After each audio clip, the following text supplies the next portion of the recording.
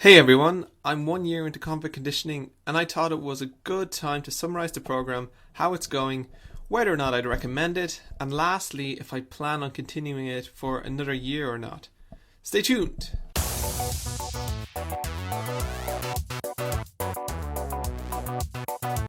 For those of you who don't know, Convict conditioning is a purely bodyweight program designed by a supposedly ex-convict named Paul Wade. Paul has chosen to remain anonymous since the book's release many years ago. I was attracted to the book's emphasis on health first, particularly the joints, tendons and ligaments of the body. I also liked his no-nonsense approach to building strength and muscle. There were no promises of quick fixes in the book, and that's why I tend to trust it. He straight up says, look, if you're not willing to spend many years working on this, then it's just not going to work. Now, for this video, I'm going to ignore everything except Convict Conditioning 1. That means no second book, which focuses mostly on secondary muscles, no explosives, no C-mass, no nothing that isn't in the first book. Because all those other things just aren't necessary. As I read the others, I realised that everything you really need is just in that first book, which legitimised the approach even more for me. Whoever wrote these books really knows an awful lot about bodyweight training.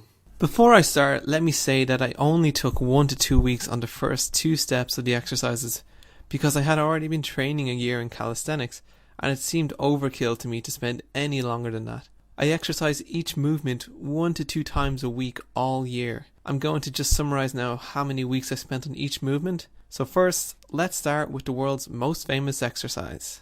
Push-ups. Step 1. 1 week. Step 2. 1 week. Step 3. 11 weeks. I eventually progressed this one by taking 20 minutes rest before the third set. That might seem like maybe too much, but Paul Wade says to take as long as you need to give the next set 100%. So I did. Step 4. 3 weeks. Step 5. 9 weeks. Ah yes, the classic push-up was slow and steady and gave me great strength gains. Step 6. 21 weeks. This was by far the hardest because the stretch in the triceps is so extreme in comparison to normal push-ups. You have to bring your index fingers together and touch your hands with your chest as you reach the bottom. Before you only had to go a fist width from the floor, so step 6 is a huge leap in difficulty. Take your time with this one. I can't believe I spent so long on it, but it was worth it. My left elbow used to always crack during push-ups. Sometimes it still does, but it improved with this exercise. Also, it taught me how important it is to squeeze your whole body tight. Bring your arms right in and squeeze your lats with your arms as you move. Step 7 is pending. Currently I'm at 2 sets of 14. Leg raises. Step 1, 1 week. Step 2, 1 week. Step 3, 6 weeks. It really got hard around here. Keeping your knees locked together is hard. I later decided to let them separate a bit at step 7. Convict conditioning doesn't actually say if you have to lock your knees together, so I say just do whatever you like. Step 4, 8 weeks. Step 5, 3.5 weeks. I used grease to groove a little at this stage for an experiment, which is a technique by Pavel if you're not familiar with it. I'm not sure if it helped, but I think it did. Nevertheless, I don't usually make a habit of doing that. Step 6, 2 weeks. This was very easy. Step 7, 20 weeks. Whoa, this one was hard. Having to suddenly increase your range of motion and leverage makes this as hard as the leap to close push-ups was. I divided the exercise up with some hidden steps like a knee raise positive and then a bent leg negative. Eventually I got progression by allowing myself more speed, although I still stayed under muscular control and paused at the top. As soon as I increased speed a bit, I went back to steadily adding reps until I got progression. Step 8, 10 weeks. This was also really hard. There's no way I could have done it at the written speed in the book.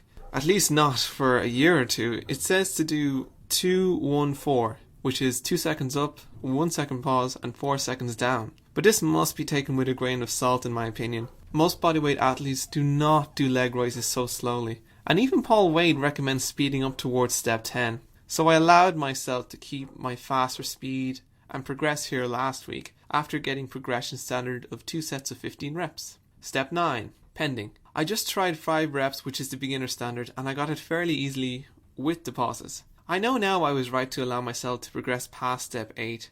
As a general rule of thumb, If you are unsure whether or not to progress an exercise, try the next step, and if you get beginner standard easily, then it's probably time to move up a step. As an aside, I found out this week I could do L-sits for over 5 seconds. All that work on leg raises really has paid off. Pull-ups.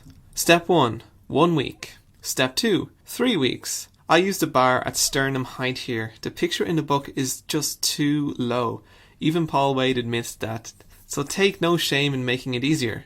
You must use a sternum height bar unless you want to be stuck on this step forever, or you just want to progress with crappy form. I've never seen anybody do it with perfect form at this height. I don't think it's possible. Step 3, 9.5 weeks. Again, for this I do not recommend a jackknife position with straight legs as is pictured in the book. I think you must bend them to make the leverage more favourable. I bent my legs a lot for this, so that I could easily finish in a comfortable, natural position with my head above the bar. The form depicted in the book encourages an awkward finishing position in my opinion. I built more than enough strength with my version of the exercise to progress to step 4. Step 4, 10.5 weeks. For this step I do not recommend strict 2-1-2 timing. 1-1-1 is better as you go for progression, which is what I did towards the end. I found my grip gave out more than my lats and biceps before with the 2-1-2 timing. Half range of motion should logically equal half time under tension.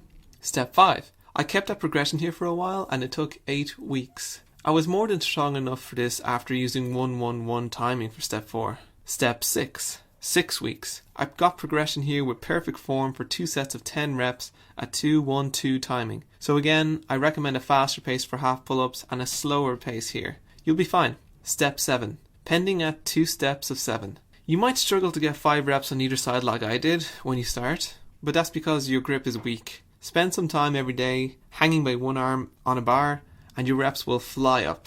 And yes, definitely forget 2-1-2 timing here. Just go slow under muscular control and pause at the top briefly. Squats. Step 1, 1 week. Step 2, 1 week. Step 3, 2 weeks. Step 4, 3 weeks. Step 5, 1 week. Step 6, 7 weeks. A knee injury interrupted my training a bit here. Step 7, 24 weeks. I spent a long time wrestling with this step until I decided to change it from the book. I do not recommend the uneven squats from the book unless you are freakishly strong and flexible. I recommend placing one foot higher than the other on a chair and lightly assisting with your other leg. Another reason I spent so long here on this step is because of my knee problems before when I had high uric acid. Step 8, 4 weeks. Again, I do not recommend the exact form pictured in the book. Half squats are actually performed when your hamstrings are lightly above parallel to the ground, and lower is too hard at this stage. Concentrate on balance, and when you're ready, at 2 steps of 20, go on to step 9. Step 9, pending at 2 steps of 10. Here I am adding in another hidden step of my own. I place the ball on the side of my extended leg rather than the working leg. This makes it easier to balance with a nice centre of gravity and have great form. If, after working up to 20 reps here, I can do 5 pistols on both legs, I will go straight on to step 10 and ignore the proper step 9. However, I think I will need to make the exercise harder again to get to step 10 by using the form pictured in the book. Placing the basketball next to your working leg demands more strength, and I think I'll need that to practice in order to be able for the pistols. After I got past step 6 in these 4 exercises, I changed my program and added in bridges, handstands, dips, grip work, calf work, and trifecta work. For those of you who don't know, the trifecta is recommended by Paul Wade to stay flexible in conjunction with strength training. It involves bridges, L-sits, and twists. Just this week, I got progression on step 2 handstands, which is crow stands, as you can see here. I held it for 60 seconds, so now I have to build up to being able to support a handstand for 2 minutes. I have heard this is extremely hard, so I am looking forward to seeing how I do. My bridges are at step 3 now after taking a while to progress through the first 2 steps, which are actually quite surprisingly hard. I will talk about them next month, as this video is more about the first year in convict conditioning and what newcomers can expect to accomplish. I've summarised the program. How is it going? It's going really well. I'm happy with my muscle and strength gains, and I'm staying really lean effortlessly. Would I recommend it? Absolutely, especially to people with any kind of health or joint ailments. I'd even recommend that bodybuilders add in some type of bodyweight strength work. Lastly, do I plan on continuing it for another year or not? Hell yeah, I haven't gotten that one-arm handstand push-up yet, and since I'm getting stronger every week, I have to assume that I'll at least get very close. So let me finish this video with a question to everybody watching. It took me 10 months to get past step 6 in push-ups, pull-ups, squats, and leg raises, and eventually progressed to handstands and bridges.